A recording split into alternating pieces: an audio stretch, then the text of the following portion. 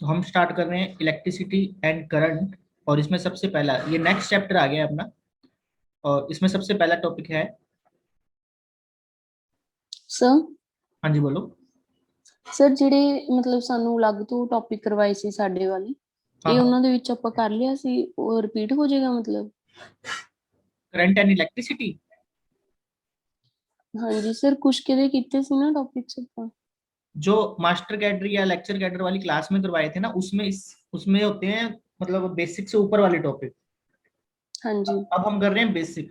तो जो जिस भी स्टूडेंट ने मास्टर कैडर या ठीक है। लेक्चरर कैडर की तैयारी करनी है ना, उसको दोनों ही काम करने हाँ हैं। ठीक है सर, और ओके जो सर। +2 वाले बच्चे हैं ये उनको बस इतना ही काम करना है जितना यहाँ पर होता है, क्योंकि वो दूसरी क्लास में नहीं होते। ठीक है। तो सबसे पहले इलेक्ट्रिक करंट। तो अब हमारे एग्जाम कॉम्पिटिटिव एग्जाम की तरह ही चलाते हैं इस टॉपिक को।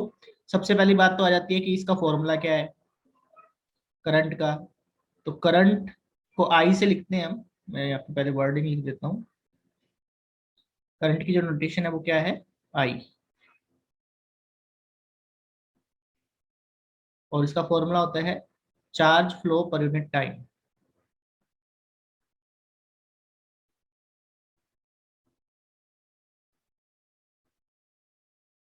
यानी कि Q डिवाइड बाय टी। ये फॉर्मूला हमें डायमेंशन और यूनिट बनाने में हेल्प करेगा। दूसरी बात इसके साथ ही कर ही लेते हैं। तो अगर करंट का ये फॉर्मूला है तो इसके यूनिट क्या हो जाएंगे। सबसे पहले एक चीज बड़ी इंपॉर्टेंट मैं लिखवा रहा हूँ, ये बी पॉइंट बड़ा ही इंपॉर्टेंट है। देखो करंट है ना, ये एक स्केलर क्वांटिटी है, ध्यान रखना। Current is a scalar quantity.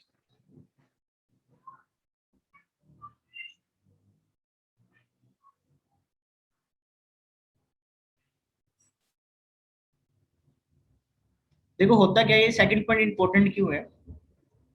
काफी बच्चे पढ़ते हैं कि करंट जब किसी वायर में से चलता है, किसी वायर में से हम करंट को पढ़ते हैं, तब तब वो स्टूडेंट सोचते हैं भी सर इसमें ना डायरेक्शन बताई जाती है, भी करंट राइट हैंड साइड में जा रहा है या लेफ्ट हैंड साइड में जा रहा है। देखो होता क्या है, किसी वायर में जब किसी वायर के अक्रॉस हम बैटरी लगा देते हैं, एक तरफ पॉजिटिव पोटेंशियल लगा देते हैं और एक तरफ नेगेटिव पोटेंशियल लगा देते हैं, एक तरफ पॉजिटिव पोटेंशियल और एक तरफ नेगेटिव पोटेंशियल। तो जो करंट होता है वो क्या करता है बेसिकली, एक मिनट ये बना दीजिए, इधर पॉजिटिव इधर नेगेटिव। जो करंट होता है वो हमेशा क्या करता है, हाई पोटेंशियल से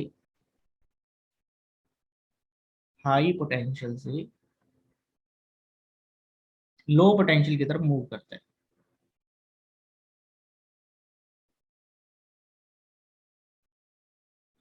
तो पहली बात तो ये अपने माइंड में मत लेके आना भी वो हमेशा पॉजिटिव से नेगेटिव पोटेंशियल की तरफ मूव करता है। सही वर्डिंग क्या यूज होनी चाहिए, अभी +2 में बच्चे यही पढ़ते हैं पॉजिटिव से नेगेटिव। आज के बाद आप ये बोलोगे कि करंट की जो डायरेक्शन है किसी वायर में, वो हाई पोटेंशियल से लो पोटेंशियल की तरफ होती है। तो वो सोचते हैं भी अगर इसमें डायरेक्शन होती है तो करंट को एक वेक्टर क्वांटिटी होना चाहिए था, जबकि करंट वेक्टर क्वांटिटी नहीं है। क्योंकि अगर मैं एक वायर के अंदर, मैं वायर को इस तरह से बना दूं, इस साइड में लो पोटेंशियल रख दूं,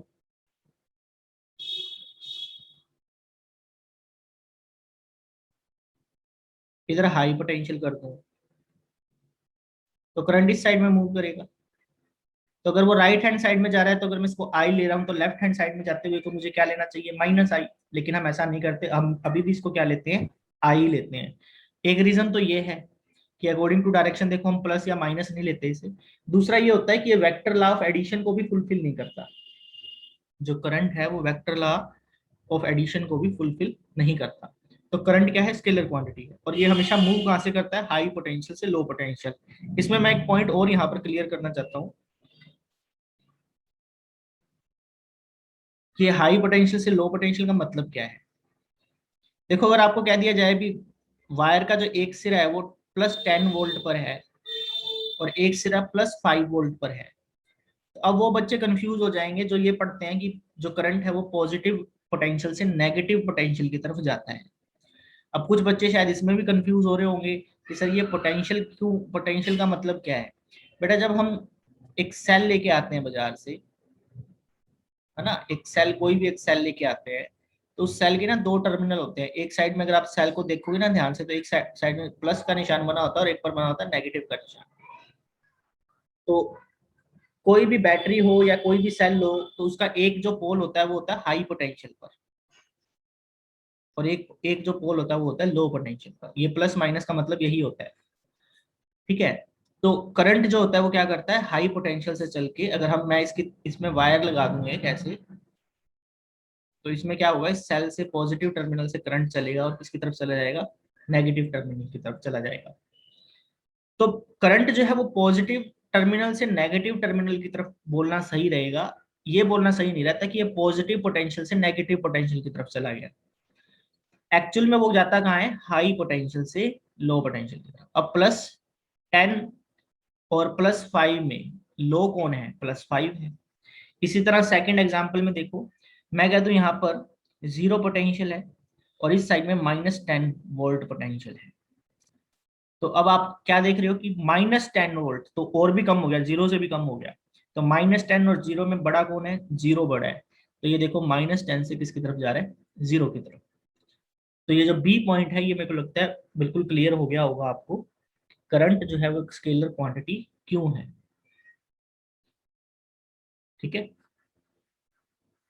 नेक्स्ट देखो,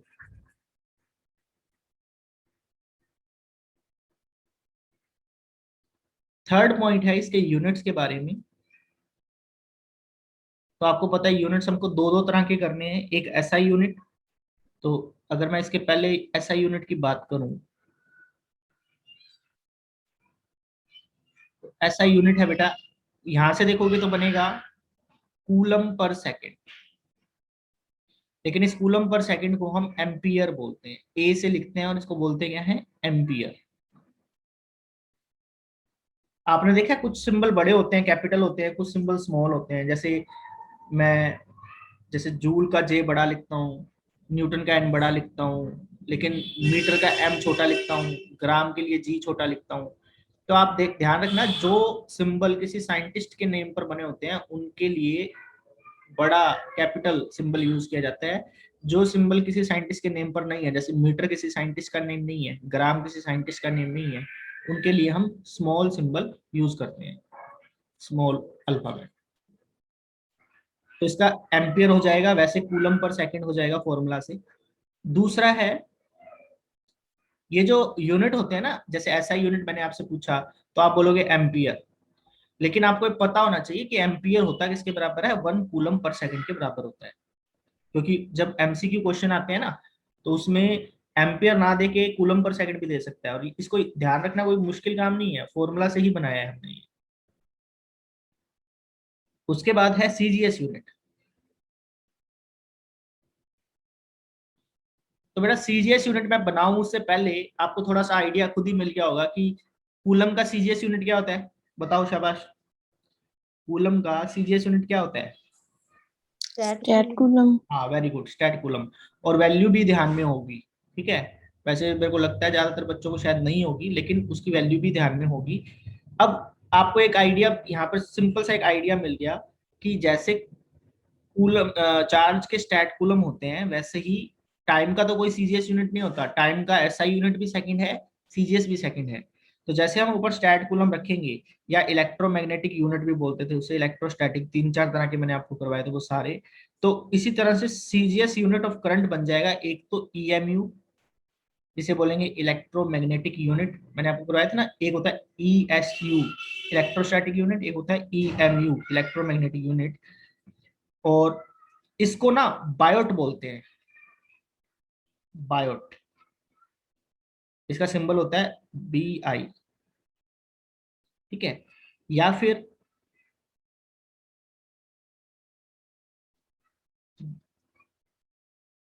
एक जैसे हम पढ़ते थे, इसके साथ ही आता था कूलम के साथ ही एब कूलम का, इसी तरह इसको हम बोल सकते हैं एब एम्पियर। बस थोड़ा सा ना ये यहाँ पे जाके काम थोड़ा सा आपको हो सकता है थोड़ा सा ध्यान रखने वाला। CGS unit of current EMU electromagnetic unit. Electromagnetic unit एक टाइप का नाम है, इलेक्ट्रोमैग्नेटिक यूनिट को बोलेंगे क्या, बोलेंगे बायोट, सिंबल क्या होगा BI। या फिर सीजीएस यूनिट एक और हो सकता है एब एम्पियर। एब एम्पियर। ठीक है, सर एब एम्पियर ਦਾ ਕੀ मतलब? ये जैसे अपने ने पढ़ा नहीं था, एब कूलम भी होता है सीजीएस में, बस एक तरह का बताने का तरीका है। एब ए भी आगे लग ओके जाने का, ए भी आगे लग जाने का मतलब है सीजीएस यूनिट है ये इसका।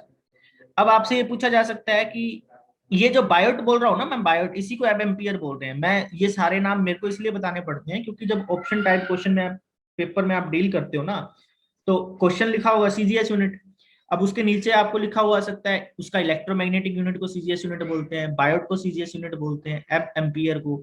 तो इसमें से कौन सा सही ऑप्शन में दे दे पता नहीं, तीनों कोई ऑप्शन अलग होंगे, तो हमको सारे यूनिट सारे तरीके करने पड़ते हैं कि उनको क्या क्या बोला जाता है।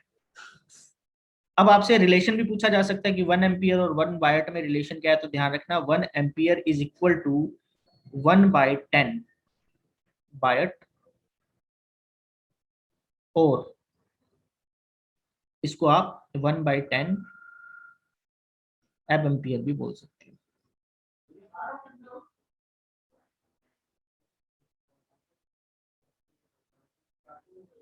ठीक है, इस थोड़ा सा इस चीज पर रहेगा केयरफुल रहना। काफी जगह सीजीएस और एसआई में ध्यान नहीं रखना होता कुछ ज्यादा, लेकिन ऐसी चीजों में ध्यान रखना बड़ा जरूरी होता है, जिसमें नेम 2-3 तरह के हों, ऐसे नेम हो जो आपने सुने ना हो, तब ज्यादा केयरफुल रखना पड़ता है अपने का। ठीक है, थर्ड पॉइंट है, ये 3 पॉइंट तो हो गए, ये बेसिक से चलो इंट्रोडक्शन हो गया करंट से। अब हम थोड़ा सा आगे चलते हैं फोर्थ पॉइंट पर। आप कब बोलोगे कि one one coulomb current pass out हो रहा है, 1 एम्पियर करंट? ठीक है, तो आप देखो, फॉर 1 एम्पियर करंट का मतलब क्या होगा कि एक वायर है आपके पास, इस वायर में से करंट पास आउट हो रहा है, आई इज इक्वल टू 1 एम्पियर। लेकिन हमें पता है कि आई तो होता है चार्ज पर यूनिट टाइम, तो इसका मतलब ये हो गया कि यहाँ से 1 कूलम चार्ज 1 सेकंड में पास आउट हो रहा है, यही बोल सकते हैं हम, 1 कूलम चार्ज 1 सेकंड में पास आउट हो रहा है। तो आपको 1 एम्पियर समझ आ गया, 1 एम्पियर का मतलब हो गया 1 कूलम चार्ज पास आउट हो रहा है वायर में से किसी पॉइंट में से 1 सेकंड में। तो कोई बच्चा बता सकता है कि 1 एम्पियर करंट का मतलब कितने इलेक्ट्रॉन पर सेकंड पास आउट हो रहे हैं? Number of electrons passing per unit time, बताओ।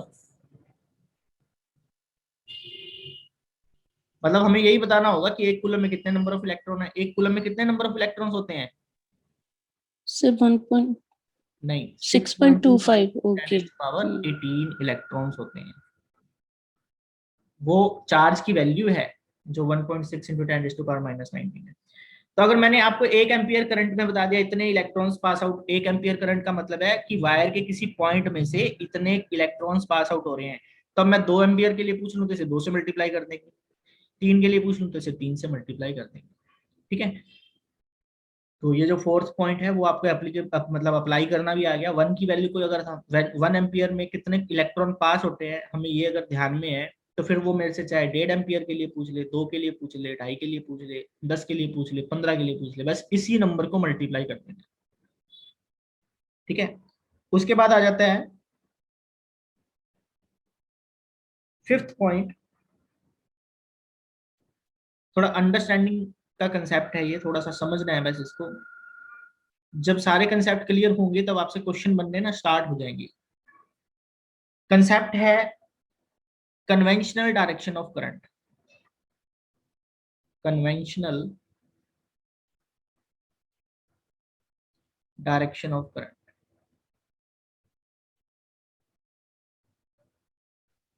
सर ये ऑपोजिट ਹੁੰਦੀ ਹੈ फ्लो ऑफ चार्ज?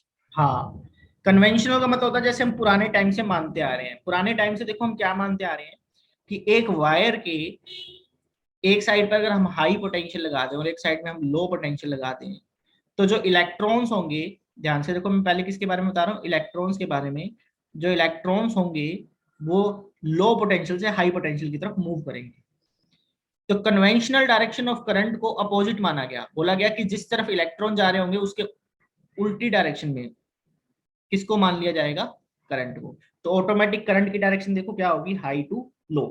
तो बस ये ध्यान में रखना है कि conventional direction of current is taken to be the direction of flow of positive charge, और it is opposite to the direction of flow of negative charge. या तो ये मान लो भी जिस तरफ नेगेटिव चार्ज है उसके अपोजिट में करंट की डायरेक्शन होती है, या फिर ये मान लो कि जिस तरफ पॉजिटिव चार्ज जा रहा है। अब आप कहोगे सर वायर में पॉजिटिव चार्ज नहीं होता, वायर की बात नहीं है, अभी हम आगे पढ़ेंगे कि करंट डिफरेंट डिफरेंट चीजों की वजह से आता है। कईयों में इलेक्ट्रॉन की वजह से आता है, कईयों में इलेक्ट्रॉन एंड होल की वजह से आता है, कईयों में इलेक्ट्रॉन और पॉजिटिव आयन की वजह से भी आता है। तो जिस तरफ पॉजिटिव आयन जा रहे हैं या तो उसी तरफ मान लो डायरेक्शन ऑफ करंट, या मानो opposite to that of the direction of flow of electron, जिस तरफ इलेक्ट्रॉन या नेगेटिव चार्ज जा रहा है उसके अपोजिट मानो करंट की डायरेक्शन को। इसे बोलते हैं कन्वेंशनल डायरेक्शन का कंसेप्ट करंट का। अभी पुराने टाइम से हम क्या मानते आ रहे हैं, ठीक है। 6th point very very important है, बहुत एग्जाम में पूछा जाता है और बच्चे कंफ्यूज हो जाते हैं इसको लेके। अगर मैं आपसे कहूं भी आपके पास एक स्ट्रेट वायर है और इस वायर में से करंट फ्लो हो रहा है, आई करंट फ्लो हो रहा है, तो मैं एक स्टेटमेंट बोल रहा हूं, मेरे को उसका आंसर दोगे सभी। इस पर नेट चार्ज कितना होगा, इस वायर के ऊपर नेट चार्ज। ये वायर मान लो या मान लो कोई कंडक्टर है, इसमें से करंट पास आउट हो रहा है, तो पहले तो ये बताओ क्या इस पे कोई चार्ज होगा या नहीं।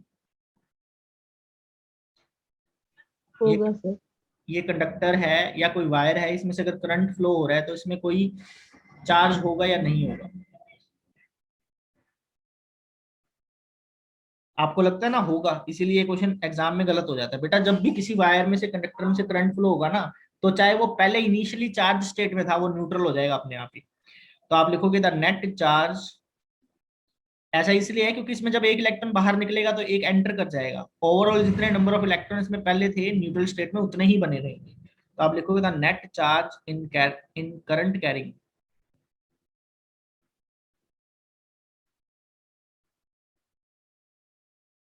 Conductor is 0।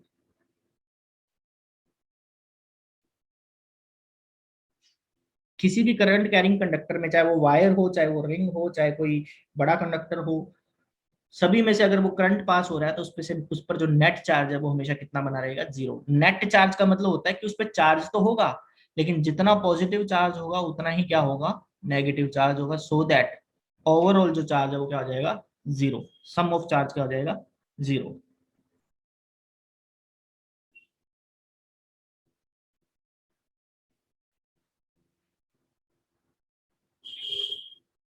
ये जो मैं आपको पॉइंट बनवा बनवा के लिखवा रहा हूँ ना, इसके पीछे एक स्ट्रेटजी होती है मेरी। मैं आपको ऐसे ही नहीं लिखवा रहा, मैं हर टॉपिक को उस तरह से लिखवाने की कोशिश करता हूँ जितने भी तरह के एग्जाम में उससे रिलेटेड क्वेश्चन पूछे जा चुके हैं या पूछे जाने की पॉसिबिलिटी है, आपको कहाँ कहाँ पजल किया जा सकता है, मैं वो सारे पॉइंट्स आपको नोट करवा देता हूँ। 7th पॉइंट क्या है देखो, 7th पॉइंट है, एक एग्जाम में एक क्वेश्चन पूछा गया था, उसको लेके भी थोड़े से बच्चे देखे मैंने पजल रहते हैं, वो मैं आपको यहाँ क्लियर करवाता हूँ। मैं एक वायर बना रहा हूँ, ध्यान से देखो, लेकिन वायर का क्रॉस सेक्शन एरिया चेंज हो रहा है। ये एक मैंने वायर बनाई है, काफी बड़ी जूम करके वायर बना दी। ऐसे मत सोचना कि सर इतनी बड़ी वायर तो होती नहीं है। इस वायर में क्या हो रहा है, ये ऐसे इस तरह से लेंथ है वायर, करंट इस तरफ फ्लो कर रहा है। ये ब्लू कलर की जो मैंने लाइन बनाई है इसमें, ठीक है। अगर ये ब्लू कलर की लाइन में दिखाई दे रही तो येलो कलर का, जो येलो कलर की लाइन मैंने दिखाई है इस डायरेक्शन में करंट फ्लो हो रहा है। ये जो आगे वाला सिरा होता है ना बेटा, ये वाला सिरा, इसे बोलते हैं क्रॉस सेक्शन, इसे बोलते हैं क्रॉस सेक्शन। तो करंट इस वायर में क्रॉस सेक्शन से एंटर किया, और आप देख रहे हो कि फिर इन बिटवीन जाके क्रॉस सेक्शन है वो थोड़ा सा क्या हो गया, बड़ा हो गया।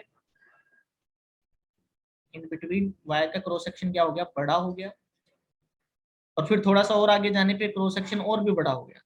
यानी जो थिकनेस ऑफ द वायर है या फिर कह दो रेडियस ऑफ द वायर है वो क्या होती जा रही है, बढ़ती जा रही है। तो अगर मैं आपसे पूछूं कि इस वायर में I1 करंट एंटर करता है, तो बताओ दूसरे रीजन में जाने के बाद करंट की वैल्यू सेम रहेगी या चेंज हो जाएगी।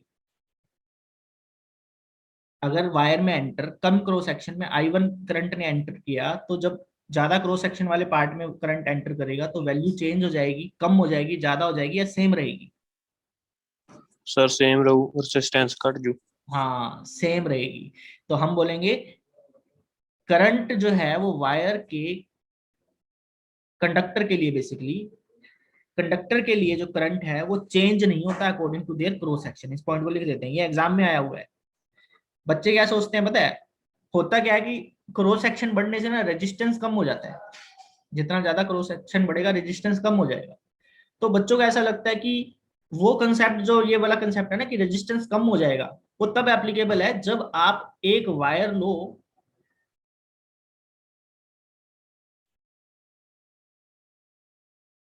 एक वायर लो और पहले इसमें से करंट पास आउट करवाया आपने, फिर इसे डीमोल्ड किया, मतलब इसे मेल्ट किया और फिर एक और ज्यादा बड़े क्रॉस सेक्शन की वायर बना दी। उस केस में जब पहले जितना इसमें से करंट फ्लो कर रहा था गिवन वोल्टेज के लिए, दूसरी स्टेज में इसमें से ज्यादा करंट फ्लो करेगा। लेकिन ऊपर वाली प्रॉब्लम में, ऊपर वाला जो कंसेप्ट दिया हुआ है इसमें प्रॉब्लम ये है कि ये तीनों वायर सीरीज में लगी हुई है। तो जो सबसे ज्यादा रेजिस्टेंस की वायर है उसी के अकॉर्डिंग जो है क्या चलता है, इसमें करंट चलता है। रिजल्टेंट या इक्विवेलेंट रेजिस्टेंस के हिसाब से सेम करंट ही चलेगा। इसको लिख देते हैं, फॉर अ गिवन कंडक्टर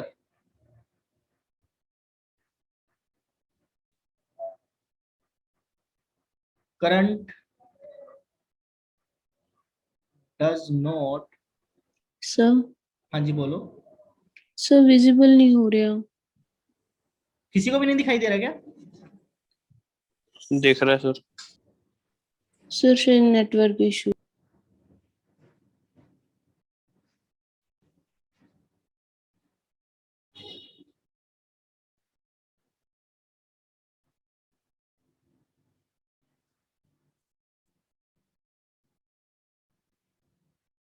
कोई बात नहीं, रिकॉर्डिंग हो रही है, अगर कोई चीज रह जाए तो रिकॉर्डिंग से क्लियर कर लेना, रिकॉर्डिंग का लिंक मैं शेयर कर दूंगा।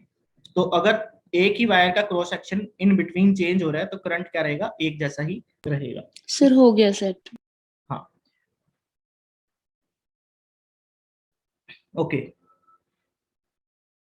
अब आ जाता है कि ये तो कुछ बातें होंगी बेसिक सी करंट के बारे में, एक दो बातें और हैं वो भी मैं करवा देता हूँ आपको।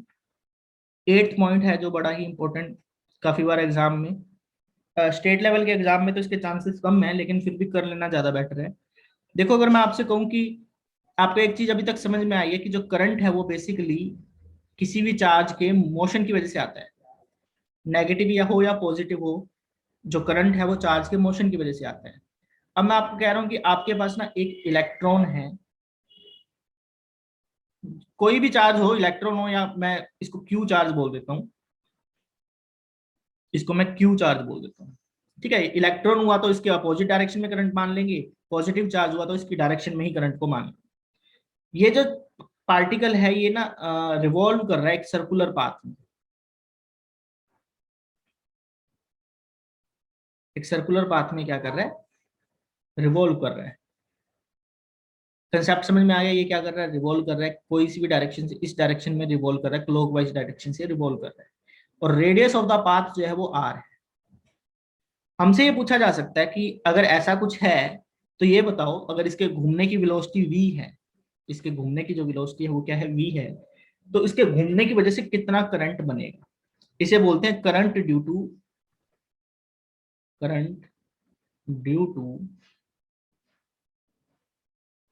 Rotatory motion of charge.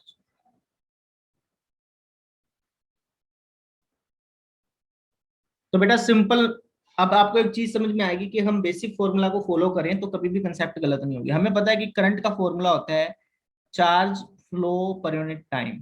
तो जो चार्ज मूव कर रहा है वो तो क्यू है, पर यूनिट टाइम अगर हम निकाल लें तो हमें करंट मिल जाएगा। तो हम इसको ऐसे लिख सकते हैं, देखो ध्यान से थोड़ा सा, अगर इसे मैं थोड़ा सा चेंज कर दूं, मैं अगर इसकी बात करूं सबसे पहले वेलोसिटी की, जो जो पैरामीटर मेरे को दिए हुए हैं अगर मैं उनका यूज करूं, हियर मेरे को वेलोसिटी दी हुई है, और वेलोसिटी मेरे को पता है होती क्या है, डिस्टेंस डिवाइड बाय टाइम, या डिस्प्लेसमेंट डिवाइड बाय टाइम। अगर ये एक चक्कर पूरा लगाएगा, यहाँ से लेके घूम के वापस यहीं आ जाएगा, तो कोई बताएगा डिस्टेंस कितनी कवर करेगा? अगर ये सर्कुलर पाथ में यहाँ से मूव करके पूरा चक्कर लगा के वापस यहीं आ जाए तो कितनी डिस्टेंस कवर करेगा एक चक्कर लगाने में? 2πr, सर्कल का circumference, yes sir. Divide by T. तो यहाँ से टी की वैल्यू कितनी आ जाएगी? 2πr divide by we. Velocity ध्यान रखो मेरे को गिवन है, इसलिए मैंने वी यूज करना है। टाइम नहीं गिवन था अभी से चक्कर लगाने में कितना लगेगा, मैंने इसकी वैल्यू निकाल ली। तो अगर मैं इसे ऊपर वाले फॉर्मूला में पुट कर दूं, Q divide by 2πr divide by v, तो v ऊपर आ जाएगा, नीचे रह जाएगा 2πr। तो this is the value of current for a charge particle which is rotating. जो रोटेट कर रहा है उसकी वजह से करंट की वैल्यू ये बनेगी। Q/T ही लगाया मैंने, बस जो चीज मेरे पास दी थी उसकी फॉर्म में मैंने ये बना दिया। अच्छा, एक चीज और भी ध्यान में रखना, जो v होता है ना, ये होता है omega R. Omega R, omega को बोलते हैं एंगुलर फ्रीक्वेंसी। एंगुलर फ्रीक्वेंसी भी बोल देते हैं, एंगुलर वेलोसिटी भी बोल देते हैं।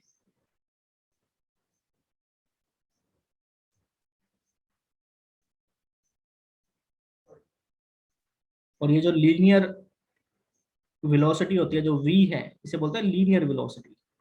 लीनियर वेलोसिटी और एंगुलर वेलोसिटी में रिलेशन होता है कि linear velocity is equal to angular velocity into radius. तो यहां से ओमेगा की वैल्यू क्या आ जाएगी? v by R. तो अगर मैं इसको ऊपर वाली इक्वेशन में यूज कर दूं v बाय आर की जगह, तो ये बन जाएगा q omega divide by 2π। q omega divide by 2π। तो ऑप्शन में आपको पूछ ले रोटेटरी करंट की वजह से क्या करंट की वैल्यू होगी, तो Q/T, QV बाई 2πr। अगर वेलोसिटी की फॉर्म में निकालना है, ओमेगा की फॉर्म में निकालना है, तो Q ओमेगा बाई 2π। आगे फर्दर जो ओमेगा होता है ना, उसे 2π इंटू फ्रिक्वेंसी भी बोलते हैं। 2π इंटू फ्रिक्वेंसी, फ्रिक्वेंसी का मतलब होता है एक सेकंड में कितने चक्कर लगा रहा है ये चार्ज पार्टिकल। तो यहाँ से देखो ओमेगा बाई 2π की वैल्यू क्या बन गई? फ्रिक्वेंसी। तो मैं ओमेगा बाई 2π की जगह f पुट कर दूंगा, तो ये फॉर्मूला Q इंटू एफ भी बन जाएगा, चार्ज इंटू फ्रिक्वेंसी। तो ये जो बन गए सारे फॉर्मूला, ये हमारे फॉर्मूला बन गए रोटेटरी चार्ज के करंट के फॉर्मूला। 3 फॉर्मूला, तीनों याद रखने हैं, कुछ नहीं याद रखना है इस फॉर्मूला में। बस ये ध्यान में रखना है कि चार्ज का फॉर्मूला Q/T होता है। हमें कोई मर्जी सिचुएशन दे दे, हमने अपने फॉर्मूला को नहीं छोड़ना। जो चीजें हमें नहीं पता फॉर्मूला में, उसे नॉन चीजें जो हमें दी हुई हैं उसमें उसकी उनकी हेल्प से उसको बनाना है और फिर इसी फॉर्मूला में यूज कर लेंगे। ठीक है, ये स्क्रीनशॉट ले लो जिसने लेना है, फिर नेक्स्ट करते हैं।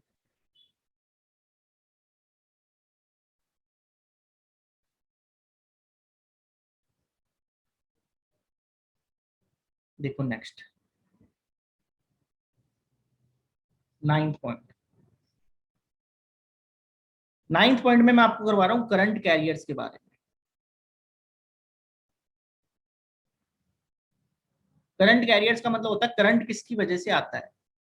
जैसे एक वायर में इलेक्ट्रॉन की वजह से करंट आता है, ये बात अलग है कि हम उसमें जो डायरेक्शन ऑफ करंट है वो opposite to that of the direction of electron मानते हैं। लेकिन हर चीज में जो करंट है वो इलेक्ट्रॉन की वजह से नहीं आता, इस चीज को ध्यान में रखना। तो आपको कुछ एक चीजों के बारे में ध्यान रखना होगा। जैसे सबसे पहले मैं पॉइंट नोट करवा रहा हूं कि अगर आपके पास कोई सॉलिड हो, सॉलिड कंडक्टर, उसमें करंट किस वजह से आता है?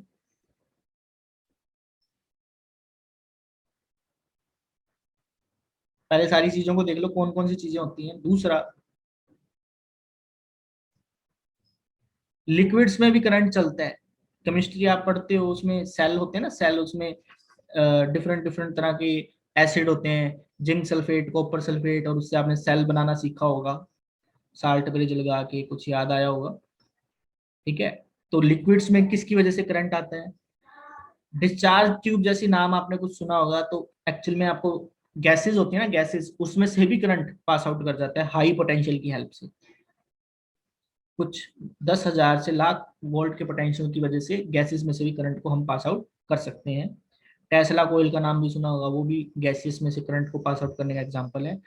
और चौथे तरह का हमारे पास मीडियम होता है सेमीकंडक्टर। सेमीकंडक्टर यहाँ पर सॉलिड इंसुलेटर की बात नहीं होगी, क्योंकि सॉलिड इंसुलेटर में से करंट पास नहीं होता। तो जो सॉलिड कंडक्टर होंगे उसमें जो करंट कैरियर है, ये तो मैंने लिख दिया मटेरियल का नाम, और इस साइड में मैं लिख रहा हूँ करंट कैरियर। तो सॉलिड कंडक्टर में होते हैं बेटा इलेक्ट्रॉन्स। बात को समझो, यानी कि एक वायर है, कॉपर का कोई पीस है, आयरन का कोई पीस है, तो उसमें जो करंट आएगा वो सिर्फ किसकी वजह से आएगा? इलेक्ट्रॉन्स की मोशन की वजह से आएगा। लिक्विड में होते हैं ions, positive and negative ions. Electrons नहीं होते, ध्यान रखना। कौन होते हैं? Positive and negative ions.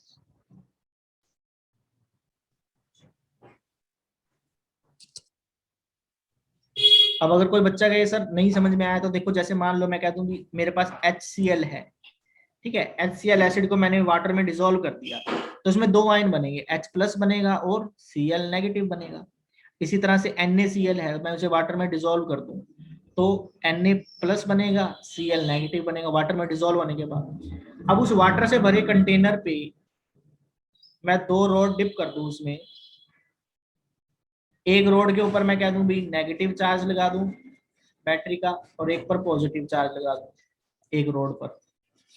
ये बैटरी का सिंबल बनाया मैंने, दो लाइन बनाई है। जो बड़ी लाइन होती है वो होती है बेटा पॉजिटिव टर्मिनल के लिए या हाई पोटेंशियल के लिए, छोटी लाइन जो होती है वो होती है लो पोटेंशियल के लिए। तो होगा क्या, ये थोड़ा उल्टे जोड़ दिए।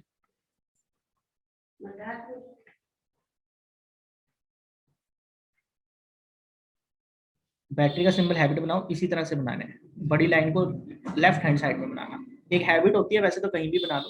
तो ये पॉजिटिव और ये नेगेटिव टर्मिनल। तो जब वाटर में मैंने डिसॉल्व किया NaCl को, तो इसमें वाटर के अंदर कौन से आयन बन गए? Na+ आयन और Cl नेगेटिव आयन। तो ये Na+ आयन जो है ना वो नेगेटिव रोड की तरफ मूव करेगा, और जो Cl नेगेटिव आयन है वो पॉजिटिव रोड की तरफ मूव करेगा, और इस लिक्विड में से क्या फ्लो होना स्टार्ट हो जाएगा? करंट। तो लिक्विड में करंट फ्लो करने के लिए कौन रिस्पॉन्सिबल होते हैं? Positive and negative ions. ठीक है। गैसेस में कौन होते हैं बेटा? गैसेस में एक तो होता है पॉजिटिव आयन और एक होता है free electron. Positive sir ion molecules नहीं होंगे? नहीं, आयंस वर्ड का मतलब देखो, आयन वर्ड का मतलब क्या है? मैं एटम नहीं बोल रहा। जैसे मान लो अब NH4Cl है, NH आपने नाम सुना होगा, इस तरह का एक होता है ना, या ऐसे मान लो H2SO4 मान लो, इजी एग्जांपल। तो जब ये वाटर में जाएगा तो ये क्या बनाएगा? SO4 2 नेगेटिव आयन बनाएगा। तो ये है तो मॉलिक्यूल ही, लेकिन हम इसको क्या बोलेंगे? नेगेटिव आयन बोलेंगे। तो कोई आयन एटम भी हो सकता है और मॉलिक्यूल भी हो सकता है। Okay sir. गैसेस में क्या होगा? गैसेस में होगा पॉजिटिव आयन। अब आयन बोल रहा हूं तो इसका मतलब वो मॉलिक्यूल भी हो सकता है और वो अकेला एटम भी हो सकता है। आयन का मतलब है कि उसमें से या तो उसमें से पॉजिटिव आयन का मतलब है कि जो अपने पास एटम था न्यूट्रल स्टेट में से, उसमें से एक इलेक्ट्रॉन या दो इलेक्ट्रॉन हमने क्या कर दिया? बाहर निकाल दिया। एक इलेक्ट्रॉन बाहर निकाल दिया होगा, तो जैसे फॉर एग्जांपल ये वाले हैं, जैसे Cl नेगेटिव है या Na पॉजिटिव है। Na पॉजिटिव का मतलब है इसमें से एक इलेक्ट्रॉन बाहर निकल गया, तो ये न्यूट्रल नहीं रहा, इस पे पॉजिटिव चार्ज आ गया। ऐसी गैसेस में जो करंट कैरियर होंगे वो होंगे पॉजिटिव आयन प्लस इलेक्ट्रॉन्स। अब यहां बच्चे गलती कर जाते हैं, लिक्विड में तो दोनों ही आयन है, पॉजिटिव एंड नेगेटिव आयन, लेकिन गैसेस में पॉजिटिव आयन है और नेगेटिव आयन नहीं है, इसकी जगह है इलेक्ट्रॉन्स। सेमीकंडक्टर में होते हैं free electrons and hole. Free electrons and hole. तो सेमीकंडक्टर तो सभी ने पढ़ा है, उसमें इलेक्ट्रॉन्स एंड होल का कंसेप्ट आता है। तो अब थोड़ा सीरियसनेस को समझो कंसेप्ट की। आप कितने भी टॉपिक कर लेना, कितनी भी नॉलेज गेन कर लेना किसी भी सब्जेक्ट की, लेकिन जो एक चीज होती है उसे बोलते हैं कि कंसंट्रेशन के साथ पढ़ना। वो ये 4 पॉइंट अच्छे से समझाने की कोशिश करते हैं। होता क्या है कि काफी बार बच्चों को समझाया जाता है कि देखो भाई ये कंसेप्ट है, ये कंसेप्ट है, लेकिन बच्चे क्या करते हैं? रनिंग में पढ़ते हैं। मैं हर लेक्चर में आपको एक बात जरूर बोलता हूँ, काफी बच्चों ने नोट की होगी, सर बार बार बोलते हैं रनिंग में मत पढ़ो। उसका मतलब होता है कि बच्चे सोचते हैं भी एक फॉर्मेलिटी है, फटाफट इसे पढ़ के खत्म करो। जब एग्जाम में यही क्वेश्चन आ जाएगा तो वो इतना बेसिक तरीके से पूछा जाएगा भी आप पजल हो जाओगे, भी पढ़ा तो हमने था, लेकिन अब ऑप्शन में से हम उसको जज नहीं कर पा रहे। इसके लिए बीच वाले जो ये 2 पॉइंट है यही सबसे ज्यादा डेंजरस है। बच्चों को ये तो ध्यान में रहता है, लिक्विड और गैसेस में पॉजिटिव और नेगेटिव आयन का कंसेप्ट था। लिक्विड में दोनों ही आयन्स हैं, पॉजिटिव और नेगेटिव। गैसेस में है आयन, एंड दूसरा नेगेटिव आयन नहीं है, दूसरा है इलेक्ट्रॉन।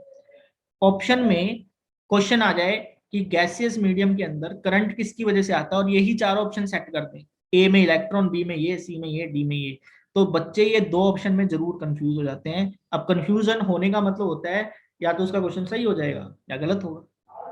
अगर केयरफुली पढ़ा होता तो कंफ्यूजन होती है। ओके बेटा, 2 तरह के करंट हैं, उनको भी अभी डिस्कस करेंगे अपने पास। इसको थोड़ा सा मैं स्टार्ट कर देता हूँ, वैसे क्लास अभी ऑफ हो जाएगी, फिर दोबारा रीजॉइन कर लेना। हमारे पास टाइप्स ऑफ करंट मैं लिखवा रहा हूँ, कितने हैं टाइप्स ऑफ करंट।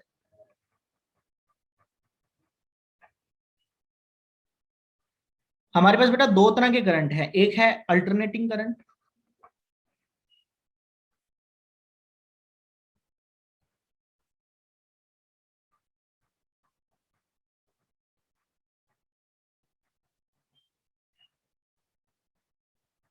और एक है डायरेक्ट करंट।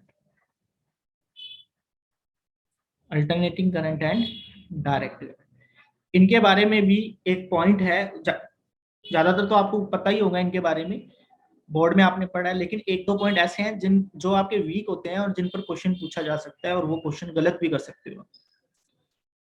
तो एक तो बात होगी कि कुछ बच्चों के माइंड में इमेज बनी होती है कि जो डीसी करंट है ना वो बिल्कुल ऐसा होता है। अगर मैं उसको टाइम वेरिएशन के साथ दिखाऊं तो वो सोचते हैं भी वो डीसी करंट बिल्कुल ऐसा होता है, ऐसे बिल्कुल स्ट्रेट। ऐसा नहीं होता। अल्टरनेटिंग करंट का मतलब होता है डायरेक्शन को चेंज करते रहना, कभी इस डायरेक्शन में, कभी इस डायरेक्शन में, कभी राइट हैंड साइड, कभी लेफ्ट हैंड साइड। जबकि डीसी का मतलब होता है चाहे उसकी वैल्यू कम ज्यादा होती रहे लेकिन उसकी डायरेक्शन एक ही बनी रहे। अगर वो राइट हैंड साइड में जा रहा है वायर में तो राइट हैंड साइड में ही जाता है। तो ये तो सबसे बेसिक डिफरेंस है। अल्टरनेटिंग करंट का मतलब लेफ्ट राइट हो रहा है वायर में, और डायरेक्ट का मतलब है वो सिर्फ किस साइड में जा रहा है, एक ही साइड में जा रहा है।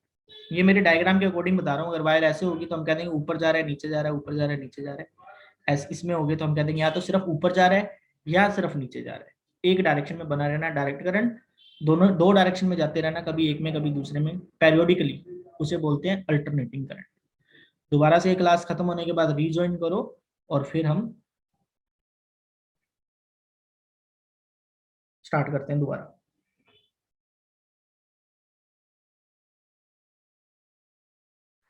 एक साइड में आपको अल्टरनेटिंग करंट के बारे में बताता हूँ, एक साइड डायरेक्ट करंट के बारे में।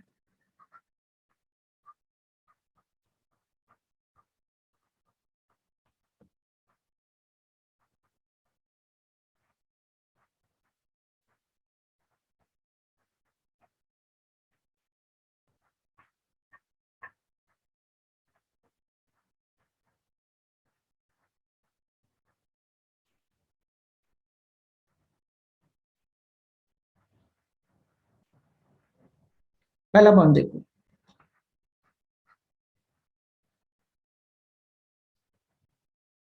अल्टरनेटिंग करंट के अंदर मैग्नीट्यूड एंड डायरेक्शन दोनों ही टाइम के हिसाब से चेंज होते रहेंगे। तो हम लिखेंगे magnitude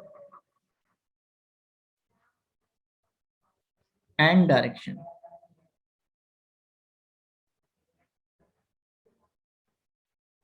both varies with time।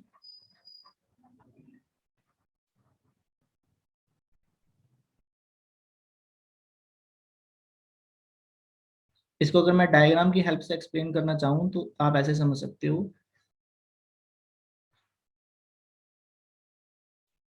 जैसे एक साइन वेव होती है।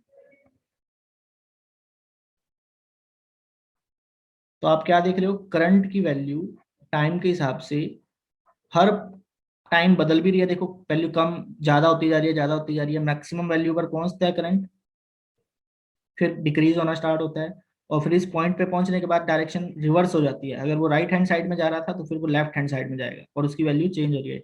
यानी मैग्नीट्यूड भी चेंज हो रहा है और डायरेक्शन भी चेंज हो रही है with respect to time. Direct current में ऐसा नहीं होगा।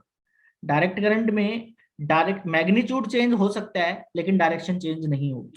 तो मैं इसे बना के दिखाता हूँ सिर्फ आपको, अब समझ जाओगे मैं क्या बताना चाहता हूँ। मैं 2 डायग्राम बनाता हूँ यहाँ पे।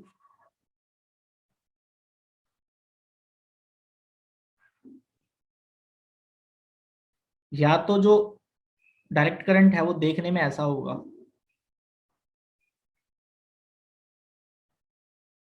आप देख रहे हो भी इसमें वैल्यू तो चेंज हो रही है, मैग्नीट्यूड तो चेंज हो रहा है, लेकिन डायरेक्शन चेंज नहीं हो रही। देखो नीचे एक्सिस को काट के नीचे नहीं आ रहा है, यानी एक ही डायरेक्शन में जा रहा है वो, जबकि इसका मतलब है पहले राइट हैंड साइड में जा रहा था तो फिर नीचे लेफ्ट हैंड साइड में जाने लगा। तो इसे बोलते हैं पल्सेटिंग डीसी। नाम ध्यान में रखना, इसे क्या बोलते हैं? Pulsating DC. तो पल्सेटिंग डीसी की खासियत क्या है कि डायरेक्शन तो इसमें सेम रहती है, लेकिन मैग्नीट्यूड क्या करता है? वरी करता है, बदलता रहता है। और एक होता है परफेक्ट डीसी।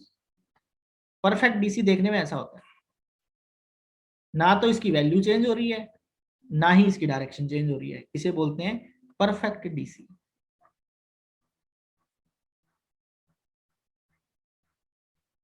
तो पहला पॉइंट क्लियर हो गया। अब बच्चे क्या सोचते हैं, यही वाला जो मैं आपको बता रहा था पॉइंट गलत कर बैठते हैं। अगर डायग्राम ऐसा मिल गया आपको, पूछे भी है कैसा करंट है, तो हर बच्चा सोचता है भी इस शेप का जो करंट होता है वो एसी होता है। नहीं, ये देखो फिर वो जीरो वाली जो एक्सिस है, टाइम वाली जो एक्सिस है, उसे कट करके दूसरी साइड में भी जा रहा है, तो वो अल्टरनेटिंग होगा। अगर वो कट करके दूसरी साइड में नहीं जा रहा तो होगा तो वो डीसी, और उस डीसी को कौन सा बोलेंगे? Pulsating DC. पल्स, पल्स का मतलब होता है सिर्फ पल्स बन रही है। एक क्वेश्चन पूछा जाता है कि एसी को डीसी में कन्वर्ट करने वाला जो डिवाइस होता है उसे क्या बोलते हैं? और एक क्वेश्चन पूछा जाता है कि डीसी को एसी में कन्वर्ट करने वाला जो डिवाइस होता है उसे क्या बोलते हैं? किसी को पता है? ये तो जरूर पढ़ा होगा, एसी को डीसी में कन्वर्ट करने वाले को क्या बोलते हैं? रेक्टिफायर बोलते हैं। एसी को डीसी में जो कन्वर्ट करता है उसे क्या बोलते हैं? रेक्टिफायर। पढ़ा भी होगा, half wave rectifier, full wave rectifier. और डीसी यस को एसी में कन्वर्ट जो करता है उसे या तो इन्वर्टर बोल देते हैं। इन्वर्टर आपके घरों में लगा हुआ है इन्वर्टर, वो यही तो काम करता है, बिजली को बैटरी में स्टोर करता है डीसी में, फिर उसे इन्वर्ट करके किस में कन्वर्ट करके देता है? एसी में। इस चीज से एक पॉइंट ध्यान में रखना, आपसे पूछ लिया जाए भी कौन सी इलेक्ट्रिसिटी को स्टोर किया जा सकता है, तो हमेशा ध्यान रखना डीसी इलेक्ट्रिसिटी को ही स्टोर किया जा सकता है, एसी को हम स्टोर नहीं कर सकते। ये सबसे बड़ी खामी है एसी की। अल्टरनेटिंग इलेक्ट्रिसिटी को, करंट तो अलग चीज है, इलेक्ट्रिसिटी का मतलब होता है पोटेंशियल की फॉर्म में, अगर पोटेंशियल ही नहीं होगा तो करंट कहां से आएगा? एसी को स्टोर नहीं किया जा सकता, सिर्फ डीसी को ही स्टोर किया जा सकता है। दूसरा इंपॉर्टेंट पॉइंट, इन दोनों के अंदर, इन दोनों ही करंट की हेल्प से सारे फिनोमिना नहीं किए जा सकते। कैसे? अगर आप चाहते हो कि मैं इलेक्ट्रोलाइसिस करूं, है ना, इलेक्ट्रोलाइसिस समझते ना, केमिस्ट्री में पढ़ा होगा आपने कि हाइड्रोजन और वाटर में, वाटर का इलेक्ट्रोलाइसिस करें तो हाइड्रोजन और ऑक्सीजन बन जाता है। इलेक्ट्रोप्लेटिंग होती है, मेटल को जंग लग गया तो उसके ऊपर जिंक की कोटिंग कर देना। या मैग्नेटिक इफेक्ट, जो मैग्नेटिक इफेक्ट ऑफ करंट के बारे में हम पढ़ते हैं, तो ये सारे के सारे करंट जो इफेक्ट है वो दोनों करंट से पॉसिबल नहीं है। तो कौन कौन से इफेक्ट कौन से करंट से पॉसिबल है? अल्टरनेटिंग करंट की हेल्प से सिर्फ एक ही इफेक्ट पॉसिबल है, उसे बोलते हैं हीटिंग इफेक्ट। हीटिंग इफेक्ट मतलब जब किसी कंडक्टर में से अल्टरनेटिंग करंट पास आउट होगा तो वो क्या करेगा? हीट जनरेट करेगा, और उस हीट का फॉर्मूला होगा I²RT। जबकि डायरेक्ट करंट ये बहुत सारे यूज है, डायरेक्ट करंट से हीटिंग इफेक्ट भी प्रोड्यूस होता है, सेम ही फॉर्मूला रहेगा। इसकी वजह से केमिकल इफेक्ट भी प्रोड्यूस होते हैं। केमिकल इफेक्ट का मतलब इलेक्ट्रोलाइसिस, इलेक्ट्रोप्लेटिंग, और इसी के हेल्प से मैग्नेटिक इफेक्ट ऑफ करंट भी प्रोड्यूस होते हैं, जो हम आगे जाके पढ़ेंगे। मैग्नेटिक इफेक्ट, उसमें हम पढ़ेंगे कि करंट की हेल्प से मैग्नेटिज्म भी बनाया जा सकता है, लेकिन कौन से करंट की हेल्प से? डायरेक्ट करंट की हेल्प से। जबकि अल्टरनेटिंग करंट की हेल्प से क्या हो सकता है? सिर्फ हीटिंग इफेक्ट प्रोड्यूस हो सकते हैं। हीटिंग इफेक्ट या जो हम हमारे घरों में जैसे पंखा चल रहा है, एसी चल रहा है, बल्ब चल रहा है, वो इफेक्ट में नहीं आते, वो तो पर्पज है। इफेक्ट ये होते हैं heating effect, chemical effect, magnetic effect. Alternating का इफेक्ट सिर्फ हीटिंग है, जबकि डायरेक्ट करंट का हीटिंग, केमिकल और मैग्नेटिक तीनों ही है। थर्ड पॉइंट है सिंबल का। कभी ये पेपर पे बना आ जाए तो हमें पता कैसे चलेगा बेटा। इसका सिंबल इस तरह का होता है, वायर के अंदर एक सर्कल के अंदर इस तरह से ये सिंबल बना होता है। जैसे ये देखो साइन वेव का सिंबल है ना, ये सिंबल इसमें बना हुआ होगा। ये बताता है कि ये एसी सोर्स लगा हुआ है, इसमें एसी करंट है। जबकि डीसी सोर्स जब भी लगा हुआ होगा, तो मैंने अभी अभी आपको बताया, एक बैटरी लगी होगी, एक सेल लगा होगा, एक बड़ी लाइन मतलब हाई पोटेंशियल और एक छोटी लाइन मतलब लो पोटेंशियल। तो देखो ये 3 पॉइंट करवाए हैं दोनों के मैंने। इन तीनों पॉइंट में से ही क्वेश्चन आ जाते हैं और बच्चों को नहीं पता होता। स्पेशली पहला और दूसरा पॉइंट तो बच्चों को खासकर ध्यान में नहीं होता, वो गलत कर बैठते हैं। तो रनिंग में नहीं पढ़ना, थोड़ा टाइम लगा के पढ़ना ताकि गलत ना हो क्वेश्चन।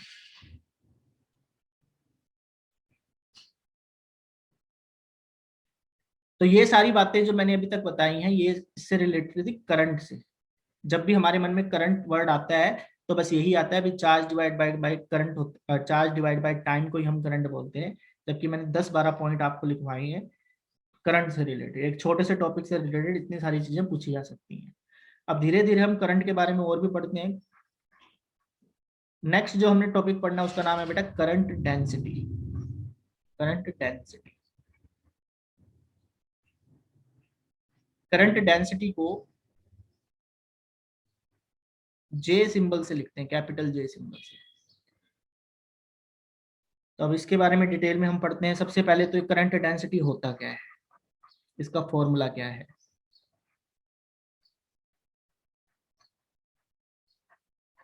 देखो बेटा, अगर आपके पास एक कंडक्टर हो, बनाता हूं यहां पर,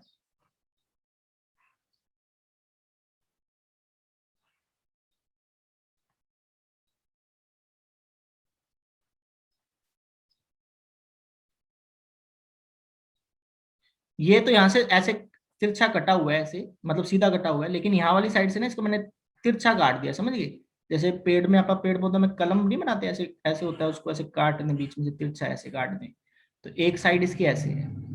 अब ये जो आपको डिस्क दिखाई दे रही है यहाँ पर, ये है नॉर्मल। अगर इसका नॉर्मल बनाए हम, नॉर्मल आप सभी को पता है, प्लेन का नॉर्मल जो होता है वो प्लेन के परपेंडिकुलर। तो इस जो क्रॉस सेक्शन ये टेढ़ा कटा हुआ दिख रहा है, इसका नॉर्मल ऊपर की तरफ होगा, ठीक है। अब इसमें से क्या हो रहा है कि ये कंडक्टर है, इसमें बैटरी लगी हुई है, तो इसमें से करंट पास आउट हो रहा होगा आई। और ये जो क्रॉस सेक्शन एरिया आपको दिखाई दे रहा है, इसकी वैल्यू है ए। तो उस केस में जो एक रिलेशन हम पढ़ते हैं करंट बताने की, वो रिलेशन होती है I D I is equal to, current density का फॉर्मूला भी ऊपर लिखूंगा, सबसे पहले मैं आई का लिख देता हूं। I is equal to J dot A, J dot A. ये फॉर्मूला ना अपने आप में ऐसा फॉर्मूला है जो हमें जे के बारे में काफी कुछ समझाने की कोशिश कर रहा है। जे डॉट ए करके करंट बनेगा, तो यहां से आप इसको लिख सकते हो जे ए कोस थीटा। तो जे की क्या वैल्यू बन जाएगी बेटा, I divide by A cos theta. तो यही है करंट। सर जिथे v डॉट प्रोडक्ट होएगा उथे ਆਪਾਂ cos थीटा ही लेने हैं ऑलवेज। हाँ, डॉट में कोस थीटा और क्रॉस में साइन थीटा। sin theta. तो ये जे की ना एक्चुअल वैल्यू है आई बाय ए कोस थीटा। अब आपको इससे पता क्या क्या चल रहा है, देखो बी पॉइंट, आपको पता चल रहा है कि जे स्केलर क्वांटिटी है या वेक्टर क्वांटिटी है। मैंने जे के ऊपर एरो भी सर लगाया। वेक्टर। हाँ, जब भी दो चीजों के बीच में आपको लगे डॉट प्रोडक्ट या क्रॉस प्रोडक्ट हो रहा है, तो वो दोनों ही वेक्टर क्वांटिटीज होंगी। एरिया आपको मैंने पीछे वाले लेक्चर्स में समझाया था, एरिया और लेंथ दोनों वेक्टर होते हैं, जबकि वॉल्यूम स्केलर होता है। जे भी जो है वो क्या होगा, वेक्टर क्वांटिटी होगा।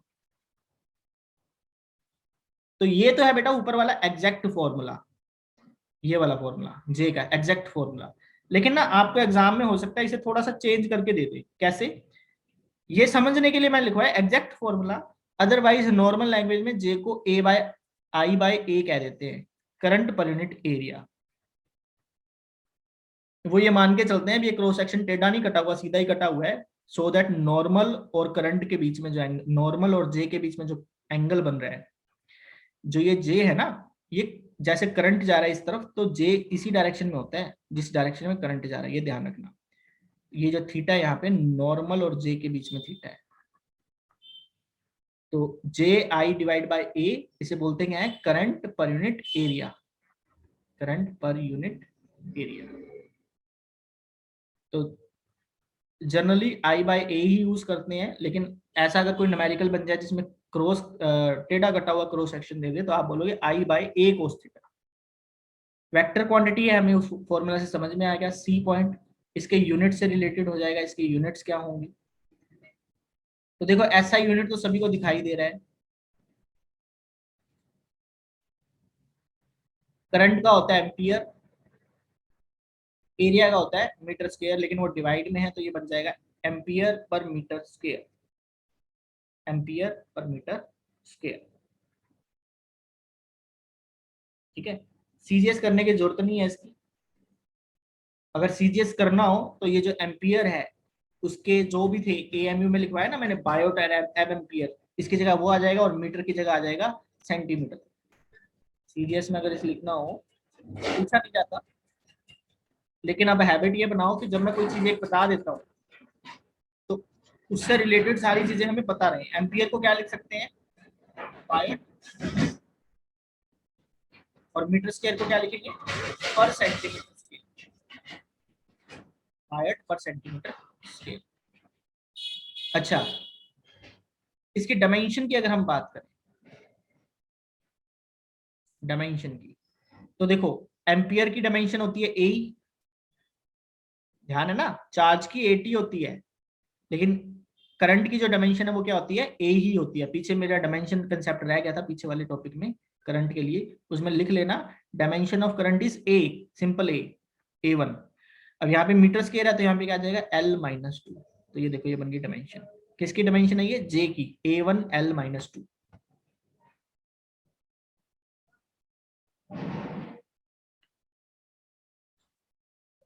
डी पॉइंट, जे और इलेक्ट्रिक फील्ड आपस में एक रिलेशन से रिलेट करते हैं। ठीक है, और वो वैसे तो आपके सिलेबस का पार्ट नहीं है लेकिन पूछ लिया जाता है, current density and electric field.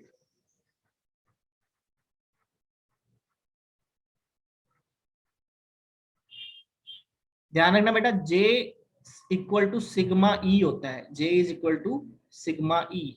J को आप आइडेंटिफाई कर चुके हो, करंट डेंसिटी, E यहाँ पर इलेक्ट्रिक फील्ड है, सिग्मा को कंडक्टिविटी बोलते हैं। इसी चैप्टर में हम आगे जाके इसके बारे में भी डिटेल से पढ़ेंगे।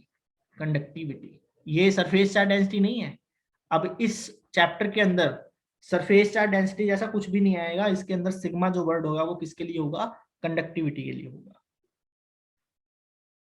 ठीक है, तो ये था जे होता क्या है, जे का फॉर्मूला क्या होता है करंट डेंसिटी का, इसके यूनिट क्या बनेंगे और इसकी डायमेंशन क्या बनेंगे। इतनी ही चीजें ध्यान में रखनी है। अगर इसका न्यूमेरिकल भी आ जाएगा तो भी बड़ा सिंपल होगा, आई बाय ए कर देना। अगर क्रॉस सेक्शन टिल्टेड दिया हुआ है तो आई बाय ए कोस थीटा हो जाएगा। नेक्स्ट टॉपिक है अपने पास ड्रिफ्ट वेलोसिटी।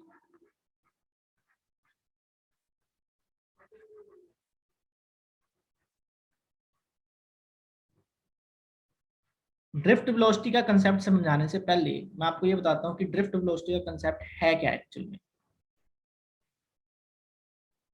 देखो मैंने एक वायर बनाई है, ये वायर के इस साइड में क्रॉस सेक्शन है।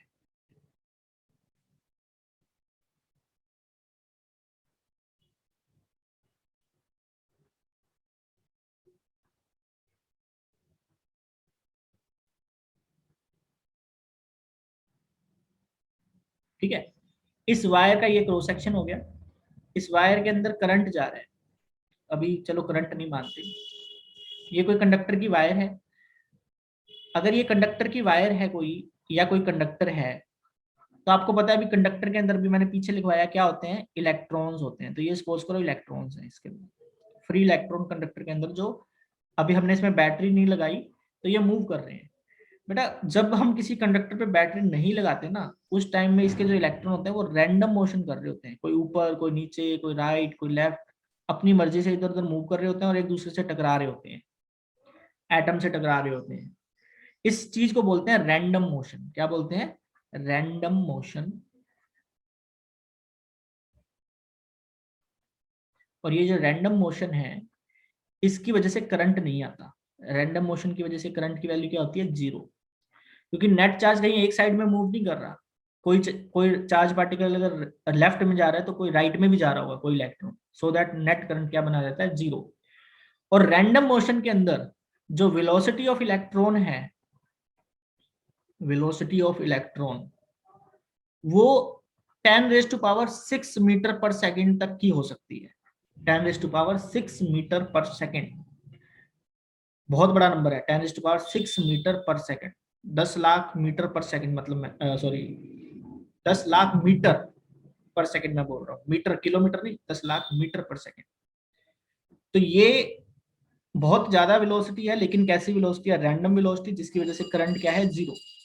अब दूसरा केस क्या हो सकता है कि मैं इसी वायर के दोनों तरफ एक बैटरी लगा देता हूं, पोटेंशियल डिफरेंस क्रिएट कर देता हूं, ताकि इलेक्ट्रॉन्स को एक डायरेक्शन मिल जाए मूव करने के लिए।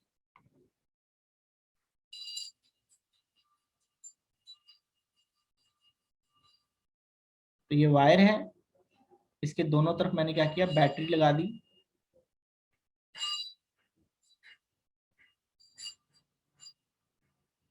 बैटरी क्या प्रोवाइड करती है, पोटेंशियल डिफरेंस प्रोवाइड करती है, जिसकी वजह से इलेक्ट्रॉन्स क्या करना स्टार्ट कर देते हैं, मूव करना स्टार्ट कर देते हैं एक पर्टिकुलर डायरेक्शन में। मूव तो वो पहले भी कर रहे थे, अब ये मैंने बैटरी लगा दी। अब होगा क्या, अब ये इलेक्ट्रॉन रैंडम मोशन पहले जो कर रहे थे वो अभी भी रैंडम मोशन करते रहेंगे, लेकिन अब थोड़ा सा चेंज आ जाएगा। ये इलेक्ट्रॉन रैंडम मोशन करते करते एक साइड में ड्रिफ्ट होना स्टार्ट हो जाएंगे। आप देख रहे हो ये वाला इलेक्ट्रॉन आपको दिख रहा है, ये इलेक्ट्रॉन, ये वाला इलेक्ट्रॉन, आप सभी ये जो मैं एरो बना रहा हूँ देखो, आपको समझ में आ रहा है कि ये सारे के सारे जो इलेक्ट्रॉन है रैंडम मोशन करते करते कौन से टर्मिनल की तरफ शिफ्ट हो रहे हैं, जहां बैटरी का पॉजिटिव टर्मिनल या हाई पोटेंशियल जुड़ा हुआ है। तो ये रैंडम मोशन करते करते जो इस साइड में मूव कर रहे हैं, इस वेलोसिटी को बोला जाता है ड्रिफ्ट वेलोसिटी। Drift velocity. क्या अब ये रैंडम मोशन इन्होंने बंद कर दी, नहीं की, ये अभी भी कर रहे हैं, लेकिन ये रैंडम मोशन जो पहले रैंडमली कर रहे थे, अब ये रैंडमली करते करते एक साइड में मूव भी कर रहे हैं धीरे धीरे। और इस एक साइड मूव करने की जो वेलोसिटी है, इसे बोलते हैं ड्रिफ्ट वेलोसिटी। तो ध्यान रखना, रैंडम मोशन की वजह से जो वेलोसिटी होती है और जो ड्रिफ्ट वेलोसिटी होती है, दोनों अलग अलग चीजें हैं। और ड्रिफ्ट वेलोसिटी का जो ऑर्डर है ना, यानी कि इसकी जो वैल्यू है, वो फ्यू सेंटीमीटर पर सेकंड ही होती है। फ्यू सेंटीमीटर पर सेकंड। फ्यू का मतलब 1 2 3 4, बहुत कम। तो ये कंसेप्ट है ड्रिफ्ट वेलोसिटी का। नॉर्मल वेलोसिटी जो होती है उससे थोड़ा सा अलग है। ये रैंडम मोशन करते करते पॉजिटिव टर्मिनल की तरफ जो ये इलेक्ट्रॉन घसीटे जा रहे हैं, उसको बोल रहे हैं ड्रिफ्ट वेलोसिटी। हमने इसके बारे में पढ़ना है, इसकी वैल्यू क्या होगी, ठीक है, इसकी वजह से करंट की वैल्यू क्या बनेगी, और ड्रिफ्ट वेलोसिटी को फिर आगे आगे जितने भी फॉर्मूला आएंगे हम उन सभी में उसको यूज करेंगे। स्क्रीनशॉट लेना तो ले लो, फिर मैं इसको स्टार्ट करता हूँ।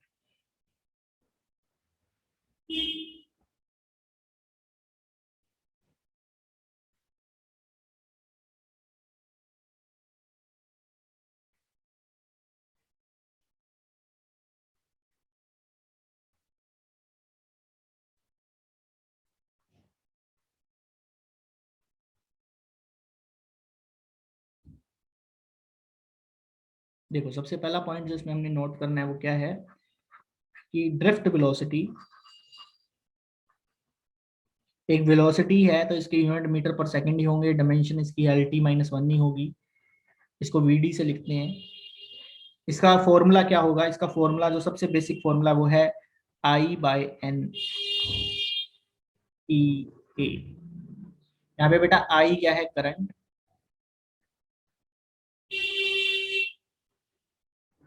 N को बोलते हैं number of free electron per unit volume, या number of electrons per unit volume, number of electron per unit volume. एक मिनट रुकना।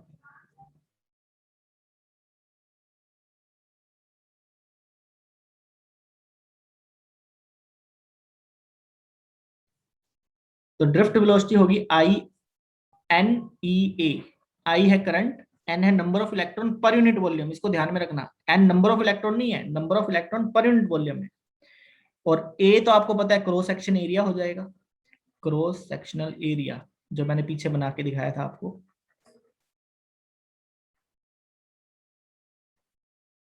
E को आप जानते हो, ये इलेक्ट्रॉनिक चार्ज है, चार्ज ऑफ इलेक्ट्रॉन। ठीक है, तो ये है सबसे बेसिक फॉर्मूला ड्रिफ्ट वेलोसिटी का, सबसे बेसिक फॉर्मूला। सबसे बेसिक का मतलब फॉर्मूला और भी होंगे, लेकिन सबसे बेसिक यही है। तो इसके यूनिट, ड्रिफ्ट वेलोसिटी के यूनिट और डायमेंशन, उसमें किसी को वो नहीं होना चाहिए डाउट। ड्रिफ्ट वेलोसिटी यानी एक वेलोसिटी है, वेलोसिटी का यूनिट मीटर पर सेकेंड और डायमेंशन LT-1। तो मैं वो नहीं लिखवाऊंगा, वो लिखना यहाँ पर एक तरह से टाइम वेस्टिंग वाली बात होगी। वेलोसिटी को आप अच्छे से जानते हैं।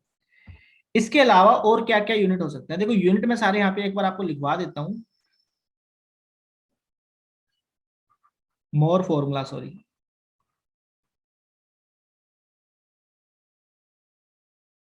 तो VD के और फॉर्मूला होते हैं। एक तो हो गया I/NEA, इसको लेकर डरने की जरूरत नहीं है। जब धीरे धीरे जब हम आगे चलेंगे तो आपको ये समझ में आएगा भी ये फॉर्मूला बनते कैसे हैं। इसी का एक फॉर्मूला होता है J, current density divide by NE। ये तो सभी को समझ में ही आ गया होगा, I/A J बन जाता है, तो J डिवाइड बाय NE, इसमें कोई प्रॉब्लम नहीं होगी। J और इलेक्ट्रिक फील्ड में क्या रिलेशन बताई थी मैंने, देखो J is equal to sigma E, तो मैं J को अगर रिप्लेस कर दूं तो ये बन जाएगा sigma E divide bye NE। Sigma यहां पर क्या हो गया, कंडक्टिविटी। सरफेस चार्ज डेंसिटी नहीं है, कंडक्टिविटी है।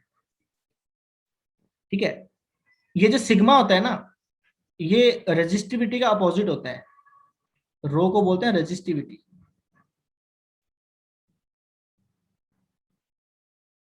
ये भी हम आगे पढ़ेंगे। तो इसी को मैं लिख सकता हूं E divide by rho NE। ये P जैसा जो सिंबल है ना, ऐसे ऐसे बनता है, देखो ये ऐसे ऐसे। जो आप नॉर्मल P बनाते हो उतने ही साइज का होता है, लेकिन इसको बनाते ऐसे हैं, इसे बोलते हैं रो, RHO, रो।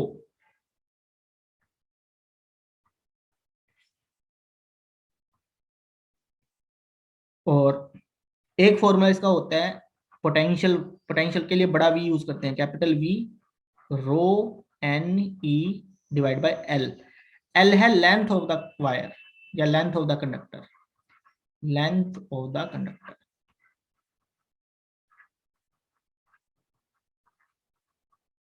तो आप सभी को कैपेसिटर में मैंने लिखवाया था कि इलेक्ट्रिक फील्ड को V/L भी लिख सकते हैं, V/L।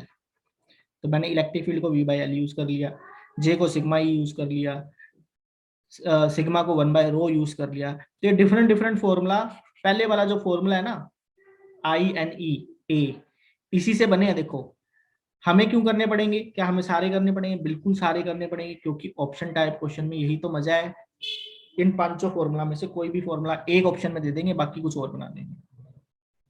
और क्या सर इसमें हमें फायदा है कि इसको करने से, बेटा सडनली आपसे पूछ ले जाए एग्जाम में सिग्मा E/NE की यूनिट बता दो क्या होंगी, तो इसमें अब दो अप्रोच होंगी। एक बच्चा तो क्या करेगा, सिग्मा के, E के, N के, E के सभी के यूनिट पुट करके देखेगा क्या बनते हैं। जिसको ड्रिफ्ट वेलोसिटी का फॉर्मूला याद होगा वो साथ के साथ ही बोल देगा सर इसके यूनिट होंगे मीटर पर सेकंड, इसके डायमेंशन होगी LT-1। ऐसा भी बहुत बार होता है, एग्जामिनर दो चीजें चेक कर लेता है इससे, कि एक तो ये क्या बच्चे को ये पता था अभी ये ड्रिफ्ट वेलोसिटी का फॉर्मूला है, और अगर पता था तो फिर उसकी डायमेंशन और उसकी यूनिट क्या होगा। ठीक है, ऐसे क्वेश्चन का ज्यादा ट्रेंड रहता है भी क्वेश्चन एक पूछा जाए लेकिन नॉलेज 3-4 तरह की चेक हो जाए। तो आज के लिए बस इतना ही काम करना है आपने, रिमेनिंग कल करेंगे। ड्रिफ्ट वेलोसिटी में काफी सारे फॉर्मूला हैं, इससे पहले करंट और करंट डेंसिटी जितना भी हमने काम किया है। ठीक है सर, हाँ बोलो। सर एक ਤੁਸੀਂ ਕਨਸੈਪਚੁਅਲ ਕੁਐਸਚਨਸ ਦੀ ਕਿਹਾ